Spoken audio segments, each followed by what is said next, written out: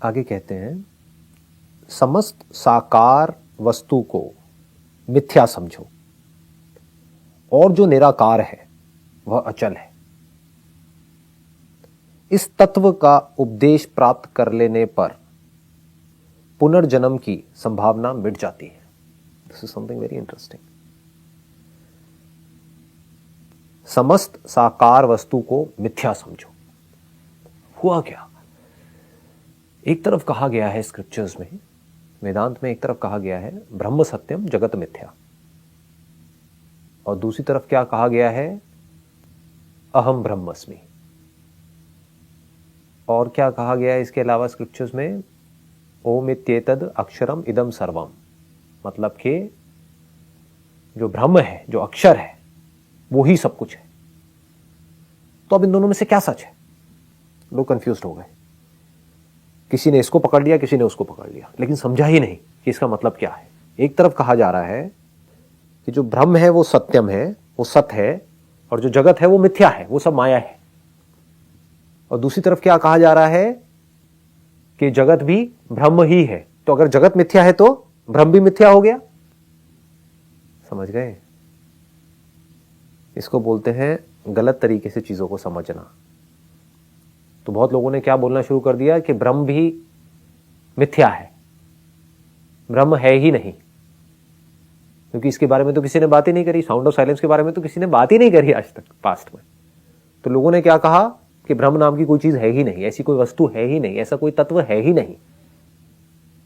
जब जगत मिथ्या तो ब्रह्म भी मिथ्या। शून्यता, एम्प्टीनेस, जो बुद्धिज्म में गलती हुई है बहुत बड़ी। दे टॉक अबाउट एम्प्टीनेस, कि कहीं भी कुछ भी नहीं है, सब कुछ खाली है, ऐसा कोई सब्सटेंस है ही नहीं, ऐसी कोई रियलिटी है ही नहीं। अगर ये जगत मिथ्या तो वो भी मिथ्या। मतलब ये तीन अलग अलग मत है। एक क्या कहते हैं कि जगत ही सच है, भगवान और ये वो परमात्मा, आत्मा, ब्रह्म, ये सब बेकार की बातें हैं। These kind of people you can call them as materialistic. दूसरे क्या है जो कहेंगे हाँ बस सिर्फ ब्रह्म ही सत्य है, बाकी ये सब असत है। तो वो क्या करेंगे? वो छोड़ छाड़ के भागेंगे, वो भगोड़े मिलेंगे आपको। डर करके भाग रहे हैं, तो मिथ्या है तो उससे डर के भाग क्यों रहे हो? बट कभी समझा ही नहीं।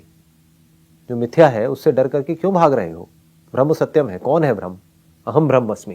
तो आप ब्रह्म हो, आप रियल हो। अगर दुनिया अनरियल है तो क्यों भाग रहे हो? कहां भाग रहे हो? कहां जा रहे हो? जहां जा रहे हो वो अनरियल नहीं है क्या? तो वो भी लोग नहीं समझ पाए। और क्या हुआ? लोगों ने इस तरीके से इक्वेशंस निकाली और कहा कि जगत भी मिथ्या है। तो ये तीसरा एक मत है, जगत भी मिथ्या है और ब्रह्म भी मिथ्या है, दोनों ही मिथ्या है।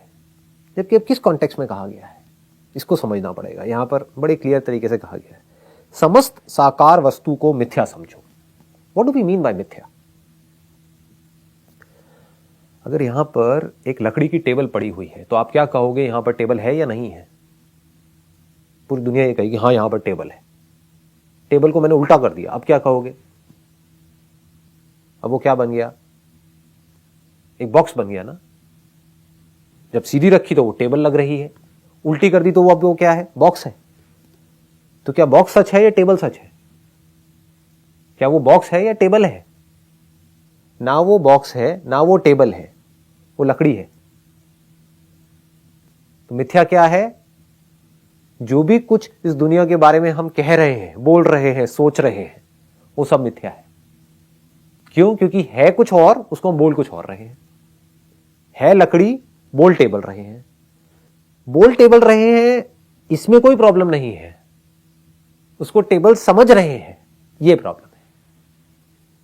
इस बॉडी को बॉडी बोल रहे हैं, ये प्रॉब्लम नहीं है, बट खुद को बॉडी समझ रहे हैं, ये प्रॉब्लम है। तो समस्त साकार वस्तु को मिथ्या समझो और जो निराकार है वह अचल है। अचल मतलब वो जो कहीं आता जाता नहीं है, जैसे लहरें आती जाती है। अगर इसको लहरों के एग्जांपल से आप समझो तो समस्त साकार वस्तु को मतलब कि एक समुद्र में बुलबुलें हैं, लहरें हैं, अलग अलग तरह की फॉर्म्स हैं, तो सबको मिथ्या समझो। तो क्या कहा जा रहा है यहां पर? जो उसकी फॉर्म्स हैं उसको हम अलग अलग नाम दे रहे हैं, लेकिन ये सब मिथ्या है। क्योंकि इसका अपने आप में कोई एग्जिस्टेंस नहीं है। जो एग्जिस्टेंस है वो सिर्फ पानी का है। लहर है तो लहर को छू के दिखाओ, लहर को देख करके दिखाओ। देखोगे तो पानी को देख रहे हो, छू रहे हो पानी को छू रहे हो, बोल लह रहे हो।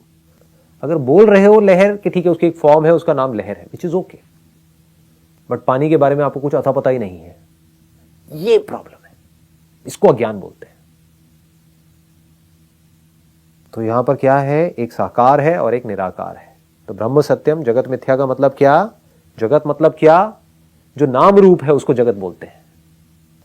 तो इसको आप मिथ्या समझो, बस सिर्फ समझना है, कुछ करना नहीं है। लोगों ने समझा नहीं, करना शुरू कर दिया। मिथ्या है तो या तो उससे डर करके भाग रहे हैं या उल्टी सीधी उसके बारे में बातें कर रहे हैं। सिर्फ समझ का खेल है और कुछ नहीं है। जैसे अपनी खुद की परछाई दिख रही है शीशे के अंदर, वो क्या कह रहे हैं, उसको मिथ्या समझो। आप शीशे में नहीं हो, आप बाहर हो, लेकिन आपको लग रहा है कि मैं अंदर हूं। और जो निराकार है वह अचल है, मतलब कि जो आकार है वो आते जाते हैं, लहरें आती जाती हैं, बनती है, मिटती है, बड़ी है लहर, छोटी है लहर, अच्छी है लहर, बुरी है लहर। ये सब जो एट्रीब्यूट्स हैं वो सब लहर से रिलेटेड है। पानी जो है वो अचल है। स्पेस मूव नहीं होता है, स्पेस में जो कुछ है वो सब मूव हो रहा है। स्पेस अचल है। इस तत्व का उपदेश प्राप्त कर लेने पर पुनर्जन्म की संभावना मिट जाती है।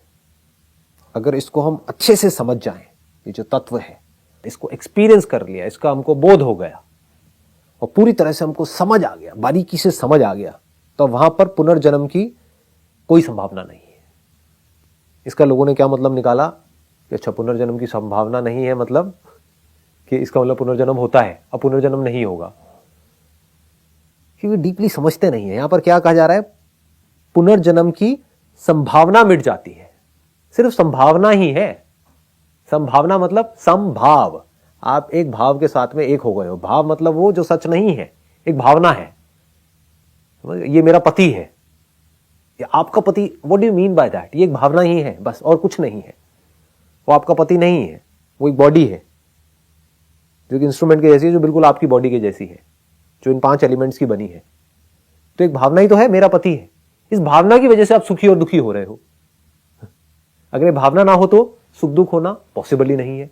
वो बॉडी रहे मिटे, क्या फर्क पड़ता है? मेरा पति, ये क्या है? एक भावना ही तो है। तो ऐसे ही पुनर्जन्म ये कोई रियलिटी नहीं है, ये सिर्फ एक भावना है। तो ये भावना मिट जाती है। संभावना मतलब भावना के साथ आप एक हुए पड़े हो। तो ये जो आप भावना से जुड़े हुए हो, ये भावना नष्ट हो जाती है।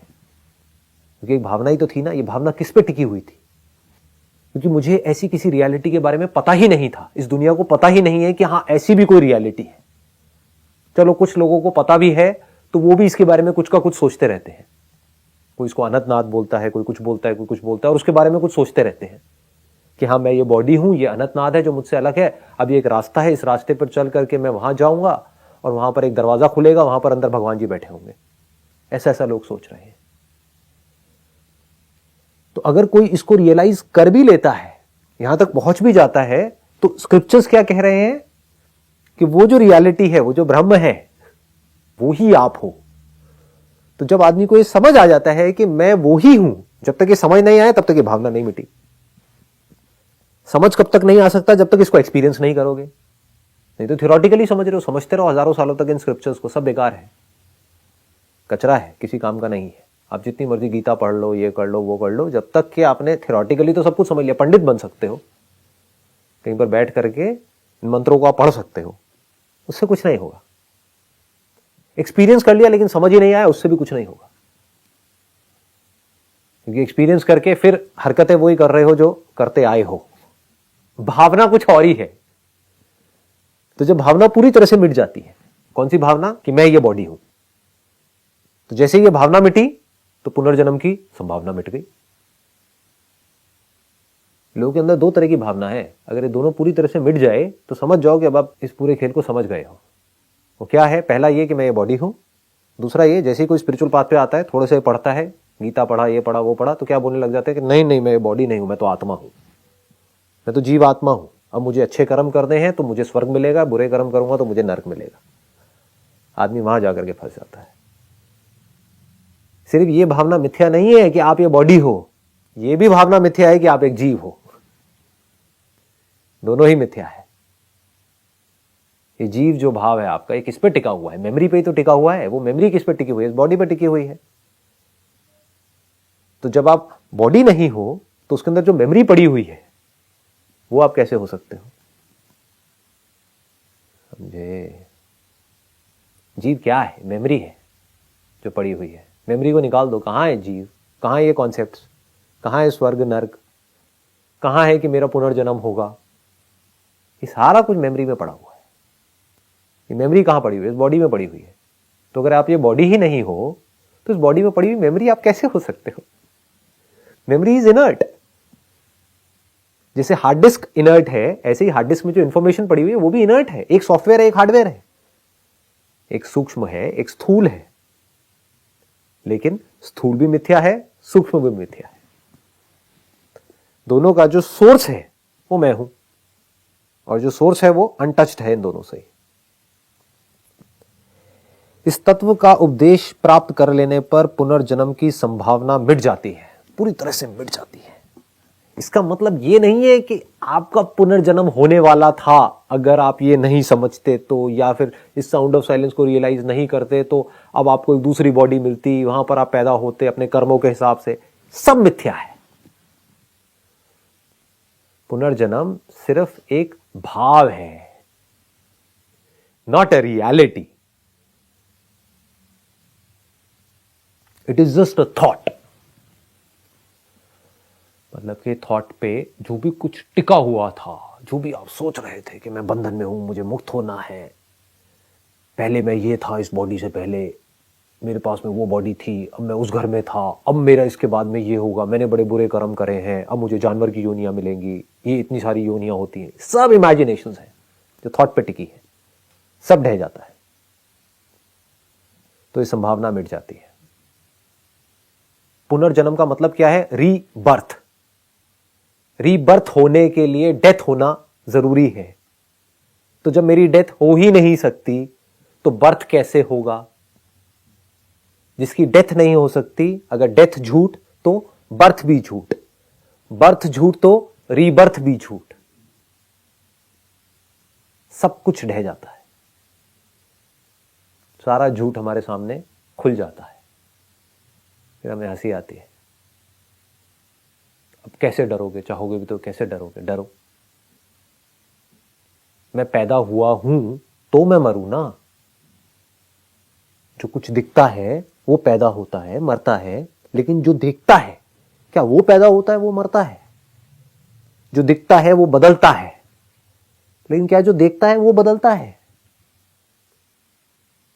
क्या किसी को भी देखने वाले के बदलने का एक्सपीरियंस होता है? उसकी आई साइट खराब होती है एज के साथ साथ में। साइट खराब होती है क्या? साइट खराब नहीं होती, आई साइट खराब होती है। मतलब आईज खराब हो रही है, साइट खराब नहीं हो रही है। किसी को भी अपने बूढ़े होने का एक्सपीरियंस नहीं होता है, किसी को भी अपने मरने का एक्सपीरियंस नहीं होता है, किसी को भी अपने पैदा होने का एक्सपीरियंस नहीं होता है। सिर्फ एक भावना है, आपको बता दिया जाता है और आप वैसी भावना बना लेते हो। सिर्फ एक भावना है। ऐसे ही पुनर्जन्म सिर्फ एक भावना है। मैं पैदा हुआ हूं, ये सिर्फ एक भावना है। बॉडी पैदा हुई है, हाँ ठीक है। इंस्ट्रूमेंट पैदा हुआ है, हाँ ठीक है। मैं पैदा हुआ हूं, मैं मतलब क्या कॉन्शियसनेस पैदा हो रही है क्या? तो सिर्फ यही भावना नहीं मिटती है पुनर्जन्म की, सारी भावनाएं मिट जाती हैं। इसको नोशंस बोलते हैं। These are wrong notions. तो सारे जो नोशंस हैं ये सिर्फ नोशंस हैं। नोशंस में और रियलिटी में फर्क क्या है? रियलिटी यही है, हमारे सामने है। जो है वो रियलिटी है, जो हमारे एक्सपीरियंस में है वो एक रियलिटी है, जिसको हमने कभी एक्सपीरियंस ही नहीं किया है फिर भी मान रहे हैं, वो सब नोशंस है। हमने एक्सपीरियंस नहीं किया है, बस किसी से सुन लिया है कि हाँ उसका रीबर्थ हुआ था, तो सिर्फ सुना है, वो जो बोल रहा है अपने रीबर्थ के बारे में, वो किस बेस पर बोल रहा है, उसके पीछे उसका क्या मोटिव है, वो हमें नहीं पता है, बस हम मान रहे हैं। मीडिया ने किसी आदमी के बारे में कुछ बोल दिया तो मान रहे हैं कि हाँ वो बहुत बुरा आदमी है, हमें पता नहीं है। मीडिया ने एक इमेज बना दी किसी आदमी की, ये बड़ा अच्छा पॉलिटिशियन है, तो मान रहे हैं कि हाँ वो एक बहुत अच्छा पॉलिटिशियन है, तो मान रहे हैं, और बड़े कॉन्फिडेंस से मान रहे हैं। ऐसे मान रहे हैं जैसे हमें पता है। पता नहीं है, सिर्फ एक नोशन है, उस नोशन को पकड़ करके हम एक्साइटेड हो रहे हैं। ऐसे ये नोशंस है जो सब हमारे दिमाग के अंदर भर दिए गए हैं, तरह तरह के नोशंस, तो सारे नोशंस टूट जाते हैं, जैसे ज्ञान हो जाता है, आत्मज्ञान हो जाता है। जैसे ही हमें समझ आ जाता है कि मैं कौन हूं, तो वहां पर पैदा होना, मरना, बदलना सब ढह जाता है। सिर्फ पीसफुल एग्जिस्टेंस जो है मेरी, वो बची रह जाती है, untouched by everything and all notions, all ideas, all concepts, free from everything.